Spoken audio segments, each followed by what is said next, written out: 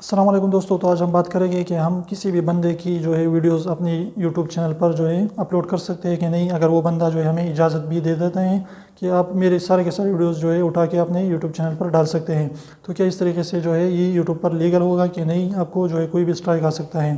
तो मैं आपको बताऊँ कि कोई भी जो है इस तरीके से आपको स्ट्राइक बिल्कुल भी आ सकता है, क्योंकि ये आता है रीयूज़ कंटेंट में। यानी यूट्यूब ने खुद कहा है कि आप जो है किसी भी बंदे की कापी जो है कभी पेस्ट नहीं कर सकते, उसकी सारी की सारी वीडियोस अपलोड कर, यानी उसकी सारी की सारी वीडियोस जो है उसको उठाकर अपने चैनल पर बिल्कुल भी अपलोड नहीं कर सकते हैं।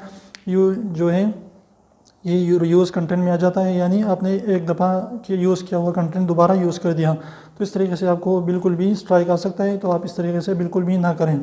इसके अलावा जो है उसकी अगर इसने 1 घंटे की वीडियो बनाई है तो उसकी शॉर्ट क्लिप्स जो है बनाकर अपने यूट्यूब चैनल पर बना सकते हैं, इस तरीके से डाल सकते हैं सारी। तो इस तरीके से आपके चैनल पर जो है मेरे ख्याल में कोई भी स्ट्राइक नहीं आने वाला, क्योंकि इस तरीके से बहुत ज़्यादा चैनल जो है मिलियंस में उसके सब्सक्राइबर हैं, क्योंकि वो दूसरे की वीडियोस जो है उसकी शॉर्ट क्लिप बनाकर अपने यूट्यूब चैनल पर डाल देते हैं। तो उसको कोई भी जो इस तरीके से स्ट्राइक नहीं आने वाला।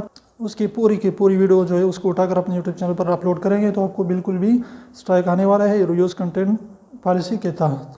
तो एक भिखारी ने दरवाज़ा खटखटाया, एक बच्चा निकल आया। तो भिखारी ने कहा, अल्लाह के नाम पे कुछ दे दें बाबा। तो बच्चे ने कहा, मैं तो बाबा नहीं हूँ, मैं तो बच्चा हूँ। तो उसने कहा, अल्लाह के नाम पे कुछ दे दे बच्चा। तो उसने कहा, मेरा नाम तो पप्पू है, मेरा नाम तो बच्चा नहीं है।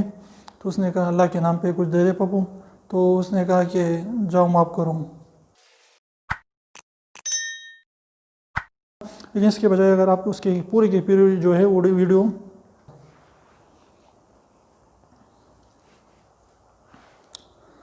तो एक बाबा ने जो है भिखारी ने जो है